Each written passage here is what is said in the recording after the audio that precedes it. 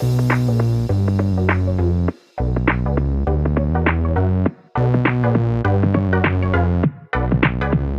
welcome everybody to another episode of Chris and Dave's Reality TV Cast. I'm one of your hosts, Chris, and my co-host and very good friend is Dave. Hey there, Chris, and hello to our listeners out there. Welcome So enthusiastic then, didn't I? Welcome to Chris and Dave's Reality TV Cast. We are covering Married at First Sight, UK, The Reunion. It's season 8 and technically episode 36. Sorry, Chris. Here we are again. A little bit of a one-off episode. Obviously, we finished the season off a little while ago and rubbing our hands. We actually thought the Australian season was kicking off, but no, they've decided to give us a reunion. And so we thought we'd jump on and have a little chat about it. So where would you like to start today, Chris? Well, David, to be fair, this was born from a lot of our friends in the chat on Facebook and messages saying, "Are you going to do a reunion episode?" And then it was like, oh, we never even thought about it because I didn't know this was even coming on. I genuinely didn't. I was like, no idea. And to be honest, Dave, it's a reunion, but it seems to be the fucking MAFS reunion from Wish or Temu or AliExpress, wherever you get your stuff from overseas these days, knockoff stuff. It was missing a lot of people, wasn't it? Which we'll get into at the end. I'm going to do a Chris Phelps special, Where Are They Now? Which is basically the first document I could find, but I'll pretend that I've researched it correctly, Dave, because I don't want to spend any more time on these. Phelps Investigations is on the case. I'm not spending any more time on these dead legs. But yeah, I was very surprised. And it was just strange the way it came about. It felt so like last minute. We were missing so many characters from the last series 8, that we needed to find out about their journey, where they are, what they're doing. Are they going to every fucking opening of a letter like they all do? What's the score? So it felt like we were missing a lot. However, there was a bit of drama, and I thoroughly I did enjoy it by the end of it, Dave, because I was like, I hate all you people even more. But MAFS Australia starts next week, and I was like, bring on the bellends, Dave. I've missed all these bellends. So I think Nathan and Lacey's where we've got to start, because that dominated pretty much the whole episode, didn't it? It did, and you say, we had to see where they got to. I mean, my head starts with, who are they all again? I can't remember any of them. And then I start watching it, and I'm like, oh yeah, it's this lot. But then again, we'll speak about it a bit later. There's other people popping up from other seasons. I don't remember them interacting before, but yeah, Nathan and Lacey, and I think I knew this. I think I'd picked up someone maybe mentioned in the chat, or seen it on social media or something, that they'd split up. But I mean, it's just, we used to say it almost like a hot take. Oh, they'll be split up soon. But that is more the norm than them staying together. If they end up staying together, it's like, oh, didn't see that. Oh, good for them. But they don't absolutely hate each other. I think Nathan and Lacey, when I think back to the season, Chris, I think back to that ridiculous setup in their house. I think back to them drinking the coffee while they're leching over him doing some DIY, come round to meet the family, and I just need the landing painting for me, please. It was just so cringeworthy, everything. But at the time, I was giving Lacey, I think, a full pass. That basically it was the producers putting them in that position and making them do stuff. Whereas I would have to say, this reunion episode, Lacey comes off absolutely horribly, which of course, sure as eggs are eggs, they come out in the media and they're like, no, it's a bad edit. There's loads of stuff that you just didn't see. It was the edit. But every fucking single thing that we saw in the edit told a story that, she was just in it for the fame. She might have had some feelings somewhere along the way, but she was definitely sure where her priorities were. And I felt really, really bad for Nathan. I think he is the one person that I will exempt from my mental count of, who are the bellends in this season. He's probably the one person who seemed like to be quite authentic. Yeah, and you know what, Dave? What was really, you know what's interesting? Don't you think though? The last few shows we've watched, like Love Island, there was mention of it, Love Island All Stars, Showman's, this Showman's. You know, you've got the same thing. They're It's leaning into dominating. it, aren't they? Yeah, it's almost like they listen to me and you, Dave. I don't like this. They're going to be stealing our thunder. They'll be doing podcasts on Yeah. Showman's and stuff and everything. But it was interesting, wasn't it? Because, like you say, everyone meets them and that, and Nathan and Lacey split, which was a bit of a shame. They did look like there was something there, but I think the more towards the end of the series, it did become a bit obvious, not just from Lacey, but it just wasn't going to work. And what got me, Dave, was fucking brilliant deflection tactics, but they weren't brilliant. They were absolutely shit. Because every time Nathan wanted to speak, she's having none of it. He mentioned about the showman's thing, didn't he? To what's the fucking Geordie lad? Kieran, and he's like, yeah, she said showmans, I've got the text. And when he confronted her, and I know it's all for the show, and he's genuinely crying, and she's got the the fake tears, and it was fake. I'm not having it. He was genuinely upset because I'm proper on Team Nathan. It was all that. Well, you said show. I did not. And every time he tried to say about it, she was having none of it, wasn't it? She was deflect. No, that's it. I've had enough. I've had enough. What? Because you've been exposed. Why did you come on this show thinking that if Nathan was here, you weren't going to have? And this is like, you know what it is, Dave? It's like kids in it. You know, like when someone tells a story and they'll tell you a story and you think, la la la la la la la la la. Yeah, it's like, I'm sure. I'm always say, don't they? I have my story, you have your story, and the truth's usually in the middle. Because if you've done something bad, most people to friends and family are not gonna portray themselves in a bad light. They're not going to turn around and go, you know what, I acted really bad. They're going to portray the other person in a bad light purely to keep that support, to justify the actions. People then believe their own shit then, don't they? They believe their own lie. And Lacey just completely was exposed. I fucking loved it. And I love the fact that at least 3 occasions she was exposed, twice with Nathan, and she wouldn't let him speak. And the last time was with Kieran. And then she's like, I'm off, but then comes back. I'm off, I'm done. And then skulks back. And I was like, oh, you are the epitome of a reality star, bellend, who is absolutely so fame hungry. She's going to be on Celebs Go Fucking Dating, X on the Beach. She's going to be on all these shows. She fits the remit perfectly. But I loved every minute of it, Dave. So I was like, oh, this is marvelous. And she's not the only one.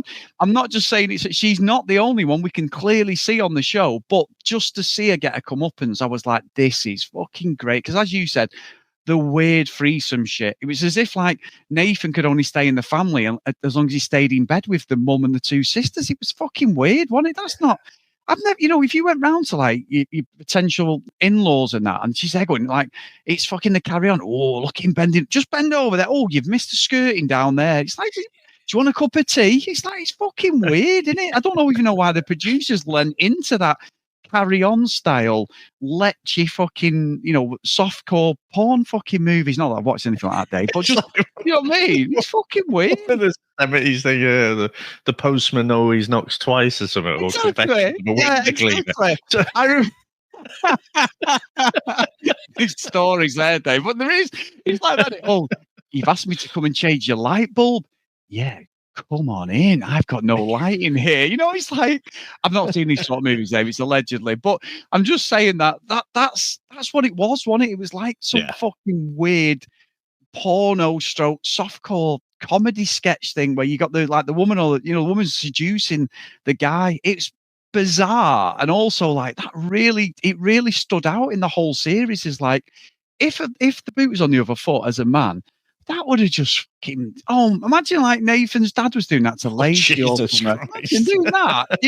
You'd be on a whole different fucking charge sheet, wouldn't you? So I don't understand why the production have gone with it. Anyway, I've waffled, but I thought it was great TV, but she is a despicable person. She's reality TV fodder, big time. Well, again, I want to go back to that weird carry-on thing. My mind's just gone to, if it was in the 70s, they'd probably be wearing different attire completely. But basically, I was saying it was, at the time, and I do have doubt about this, that it was 100% production. We've never seen anything like this. So why have they lent into it so much for this family? And they've never done that before. Now I'm questioning, well, how much was production and how much was it them pushing the narrative.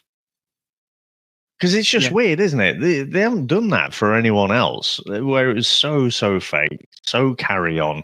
And some of the comments from the mum in particular were incredibly lechy. Like you say, it would come off particularly badly if it was Nathan's dad saying it the other way or something. So yeah, I don't know, just very, very strange. But yeah, again, there's always two sides to the story, but I just saw 0% redeeming about Lacey. And you're right, she'll be in as much as she can be in after, like, say, celebs to go dating is the obvious one that comes to mind that she'll be on next. But she'll be trying to wring the neck out of this now. Yeah, 100%. Because even like the mum had like the plunging cleavage and everything, and I'm like, this is just fucking bizarre. Like, why are you leaning into this? Like, it really. But anyway, I love the fact that she got a comeuppance and she had nothing to come back with. She was purely on that show for the fame. She was probably hoping Nathan didn't turn up, and it just fell apart around her. She's come across so badly, Dave. It basically broke the fourth wall, and she's absolutely devastated. I'd love to see, like you said, it's the edit. It's not the edit. I don't care what you say. That is not the edit. What I love as well is, right, I'm actually going to leave now. I am going to leave right now. I'm going to talk about it for a bit, but then I'm going to leave, right? And then Ella, who we'll speak about in a bit, like, why the fuck was she there? But she's like, is no one going to chase after her then? If I was there, I'd be like, not really. She said she's off. Good luck to you. But of course, we have the bit of drama outside. And then she's back at the table because then she realizes, oh, well, that would mean less camera time, of course. But, it's just fucking equal parts hate and love it, I think. I do it. I love it. The hypocrisy of it. And then we also got a little bit of drama. Again, Kieran, Christina, and Erica. I mean, you said about Ellen, we'll talk about it in a minute, but as someone who wasn't even on this series, Kieran's kiss, we knew he was a blagger. He started off well. He lived in a fucking shed in the garden and all his bollocks and his mum and all that. And it looked like they were a perfect couple. And then as it went on, Christina explained about like the condition she has. I mentioned about Vicky Pattinson, who was on Geordie Shore. She suffers with the same problems, and unfortunately it's an illness that she's trying to work with. She's not whether she'll be able to be cured on it, and it's something that does affect her relationships, it affects her self-esteem and mental health. He just was not there for that. He wasn't there for her. He said he loves her and all that. He was a load of bollocks. He was fucking just there for the show. It was all unraveling around him towards the end of this series. But they built it all up, didn't they? About like him kissing this Erica. And again, the fake conversations, I've kissed Erica. And it's like, you didn't have to bring that up. You've only brought that up because the producers have asked you, what story can we tell? And then Christina genuinely is upset, but you're like, why would you then put her through that? I don't know. I mean, I'm not a fan of Kieran anyway. So no. It was just a bizarre situation, and his fake I love you thing and all that. And then she said, like, I'm not bothered with you put your lips on it, your tongue down whoever's throat. But she was still hurt. It hurt the way he treated her, I think, because I think she really, really liked him. And unfortunately, that's what these shows do to people, because she does fit. Christina looks, unfortunately, like she's on the verge of just tears all the time, doesn't she? And I think this environment probably triggered her a lot. I don't think she got out of it what I'm hoping she would, I think. It's all speculation, isn't it? And I will say, the edit probably influences the watching experience here as well. But the way it came across to me was, she had a kick-ass, dress on, didn't she? She was like, I think she was wanting to go in there and for Kieran to say, oh, you know what? I've made a massive mistake. Time apart has, made the heart grow fonder and whatever. And so, let's have another crack at it. But it just didn't go that way. And there was some weird interactions. Kieran's still trying to play the good guy, where he's like, oh yeah, love you so much. And, but then she'll say something and you can see he's wound up by it, but just biting his lip and not really wanting to, the whole thing with looking back, she said, don't look backwards. And really didn't like that. And, he was saying, oh, I wasn't looking backwards, at my ex-girlfriend or whatever. And then, I don't know, I just don't buy him. I get that, or I feel like he's playing a character. But also, Chris, fucking Erica comes in. Oh, I don't really know. Surely Christina deserves to know that we had a little fucking snog. Really? Why? And you're not all talking on social media and whatever. It's literally you're going to wait for the camera to appear, and then she has to know. It's just I know the game of this shit, but it just when you can see the strings so much, it just takes away the enjoyment of the drama. So I wasn't really bought in, and I'd say the whole episode I kind of enjoyed, but it did fall short of what I thought might be drama from it. Yeah, I'm with you. And I think the whole thing about him being a fake nice guy, it's just, I mean, he might be a nice guy, but for what he's done in the show, and it's the edit, look, it gets us talking, doesn't it? It gets us thinking about these bellends again, Dave. I was hoping we'd never see half of them again, but they were on our screens, and it was like, it's one of the things where like, I don't want to watch it, but I do want to watch it because can't help it. Yeah, and then the next one was obviously Holly and Hannah, and Holly was terrible to Hannah, wasn't she? She was really bad to her. I mean, Hannah, the whole thing, the situation where she was with someone else and all that crap, and it didn't work out with Stephen. But it was one of them where Holly and Polly were really nasty, mean girls towards her, and I still think, Dave, that even though we got the Holly redemption thing and she apologized and all that. That was purely a PR thing. If she wants to make a bit of money, and she's saying about like the impact on her daughter, which is true because her actions are something that her daughter may watch this in years to come and go, "Oh, my mum was, she was really horrible on a TV show." And we all have these moments where we do stuff and you think, God, you reflect on it. But I don't think that was genuine. I'm not just saying it for the podcast. I genuinely think it was fake. Hannah was happy with it. There was a bit of impasse to it. They sort of had a couple of little digs later on, but it seemed to be all quite cordial. But I just felt that whole thing was either producer or agent led to. If you want to have a bit of a life, you're going to have to apologize. So that's her redemption arc, whether we believe it or not. I think there's enough doubt in my mind that she could have come to that conclusion herself. Yeah, she could have been watching back. What I like about this particular franchise, the reunions that they have, they've obviously seen the show and then they've come back. So she'll have seen herself, and it would have been watching it back would have been a different version of events than what she had in her head when she was there. Yeah.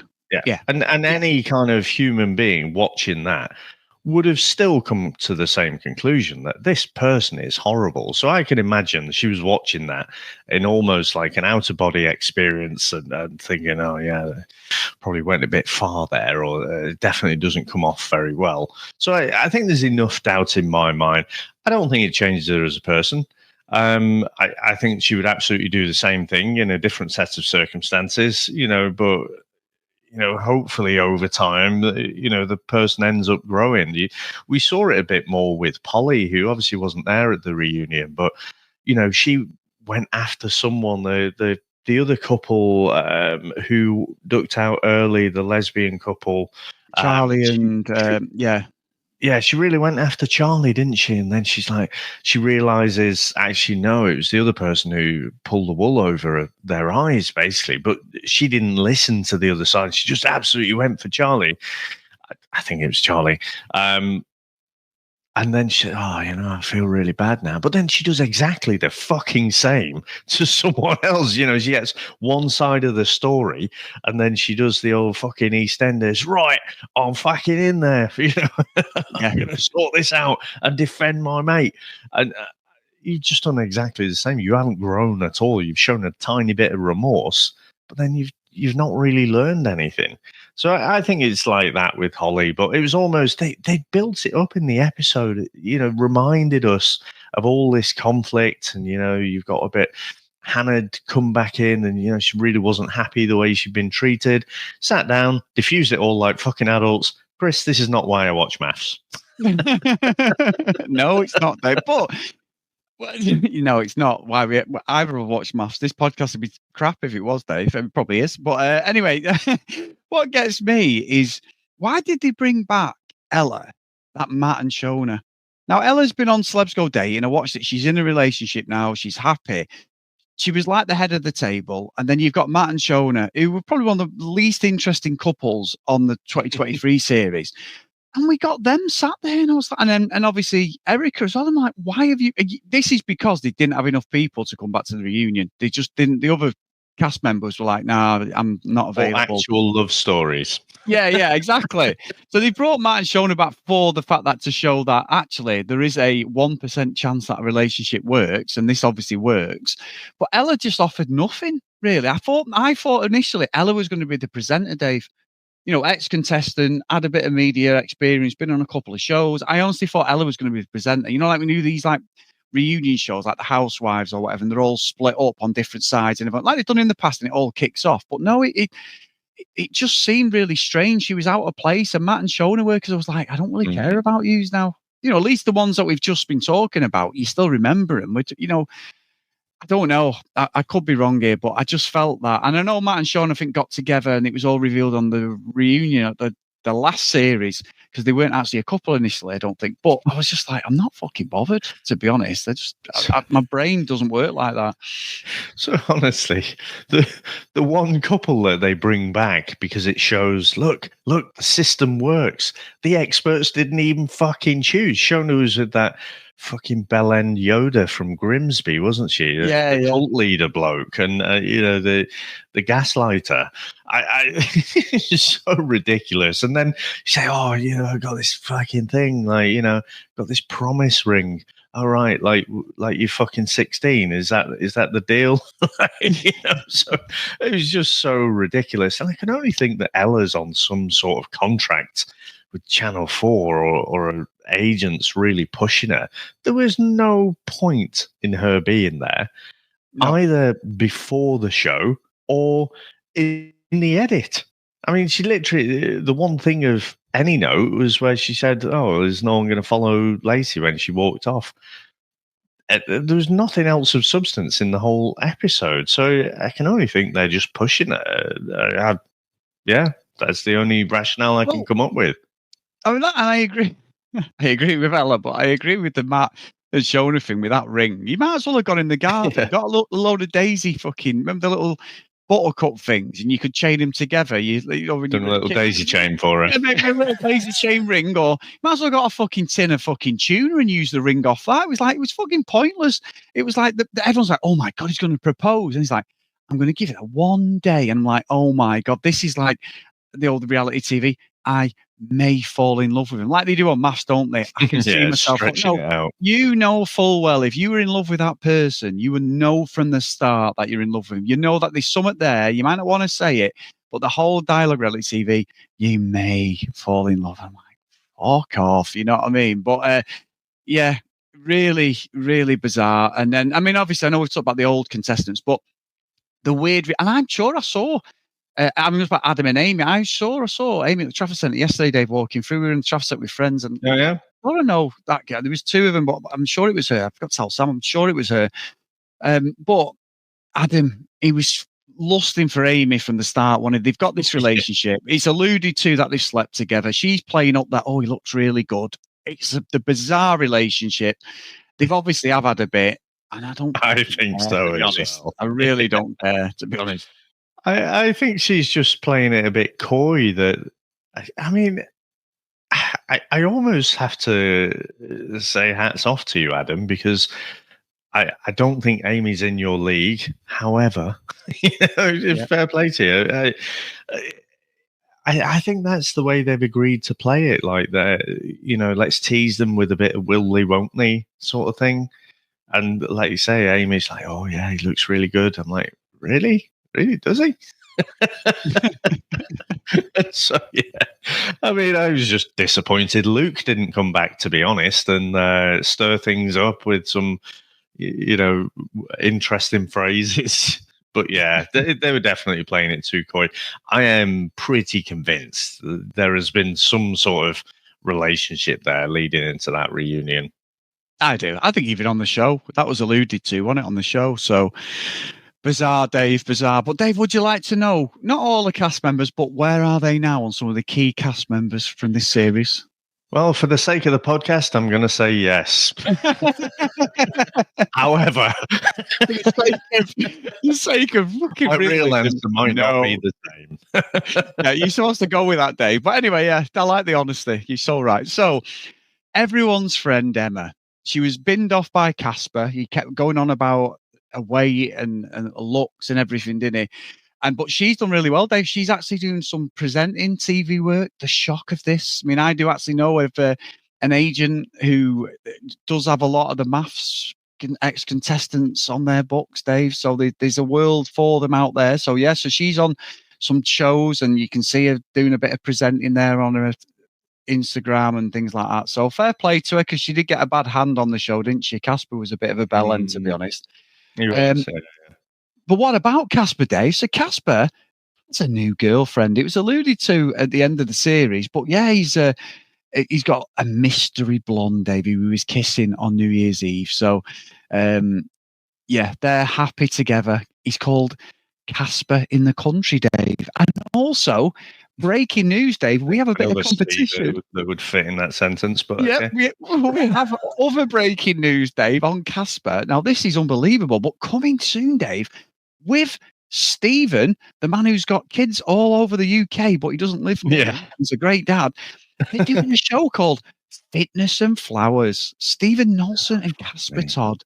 Fitness coming soon, my friend. So if you want to keep that on your radar, people, that's coming soon. Who produces this shit? You're just encouraging them. Did I not tell you they're on our books, Dave? We're helping them create a podcast. So one of the other kids I saw about before, Polly, obviously here in Holly with the Mean Girls at certain points. She's now living in Australia, Dave. She has a new partner, but it's all under wraps. But yeah, she's out there at the moment, so I'm not sure whether it's a permanent thing, but that's one of the reasons she wasn't on the reunion. I know you're gutted about that, Dave. Yeah, I mean, under wraps from who? I mean, do people care? I'm not sure, Dave. No, not really. But anyway, next one is Ryan, the lad with the eyes. But, you know, we've talked about where's Ryan. The big man guy. Yeah, but he's got a kid now, Dave. So he's not really doing a lot on Instagram. It's quite low key. Jim, yeah, I don't know whether that's happened afterwards or whatever. But yeah, he's got a young child. So she's quite interesting. So it shows how far away. I'm trying to think, was that a thing in the show? Is it after? Yeah, I think he got with someone afterwards, and she got pregnant. I'm again, as you said before, Dave. But don't forget, it was filmed a year between it coming out, really, wasn't it? So there was a big gap. But to grow an actual human, and you know, to get with someone, to have that relationship, to 9 months to gestate a baby, it just seems really quick to me. But anyway, moving on. Okay, so we did see Orson on the actual reunion, Dave, but there was no Rochelle calling him a cretin. She's been low key. She's in Cyprus doing things, development work, construction. So there's no real thing whether she's with anybody, but yeah, she's definitely not got Orson in her DMs or in a phone anymore. Not sending him Christmas cards, I don't think. No, fucking brilliant. And then there's Holly's, partner, good old Alex, Dave, ex-army, He's putting pictures up of him in boxing gear. I mean, I'll be honest, Dave, I don't want to say too much because he looks like he'd absolutely tear me to shreds, but he's a unit, that lad. But yeah, he's just doing a lot of boxing things and just putting stuff on social media. I saw he's been to a few things as well. So I think he has a relationship with Holly. We watched that, didn't we? There was a bit of a reunion with him. And then the next one, Dave, is Charlie. And apparently, and in the word, Charlie has been to every event possible. She has got the PR behind her. There's not anything that she's not been to. I mean, she's even at the Geordie Shore opening night thing on MTV, which God. Is fucking hell. That is just the barrel of all barrels. But then Ross, Dave. So we didn't see Sasha. She very rarely spoke, considering there was popped up at the start, didn't she? Yeah. That was it. Yes, but then there was a big thing about Ross having a new girlfriend and everything. But then they've all been deleted, Dave. And Magdalena, who's his girlfriend, she's deleted her Instagram account. So is Ross with her? I'm not sure, but yeah, they're not. He's not looking too good with them too. I know you're devastated, but that's all I've got at the moment, Dave. I've not got anything else. I know these things are going to make you go home and reflect and have a cup of tea and just think about yourself and where you are in life. Burrowing in my brain for the next week, and I'll be trying to figure out what am I doing with my life. But you're rattling off those names, and I'm like, oh yeah, they weren't there either. Oh yeah, they weren't there. Yeah. You do forget about these people so quickly, but obviously, again, you'd think the whole reality TV market is saturated, but I don't know. Is it like, is there a half-life of the career? Is it like, you have to do something like that? Fucking Steve getting all, to produce his own show. Like, who's watching that? And don't fucking say you, or I will march right up to my and have a fucking word. But no, I just don't get it. Why is he there? But yeah, I don't know. Seemingly, we've got this endless pool of things to do with these reality stars. Oh, honestly, and you're right. And there's no bone in my body. They've not said to all of them, right, we're doing a reunion, and everyone's gone, nope. And then they've gone, let's ring some of the other fucking deadbeats from the other series. Can you make it? Are you? Yeah, I'll be there. See you tomorrow. Right, we need a story. That's all they've done. It's fucking bollocks. But anyway, massive thank you to everyone for supporting us. We know that obviously we've had a week or so off. Originally, MAFS was supposed to start last Monday, but it's starting this Monday, MAFS Australia on E4 in the UK. So we will be covering that. We've had, such good fun. I mean, obviously we've just done Love Island, but going back to these absolute muppets just brings it all back together. So we will be covering MAFS Australia. The first episode should drop next Sunday. And just thanks everyone as always for your patience with it. And I know we're really far behind, and I've tried not to watch any spoilers, but we'll just be covering it at the moment, definitely with the UK timeline. So it's on Monday to Thursday in the UK, starting tomorrow on E4, and then it'll be like, we'll do an episode every week as we always have. So there'll be plenty of bellends, there'll be plenty of aggro, and I just can't wait, Dave. I'll be honest with you. I know we hate all these people, but I just cannot wait to get into this. The Aussie one just hits differently. It's brilliant.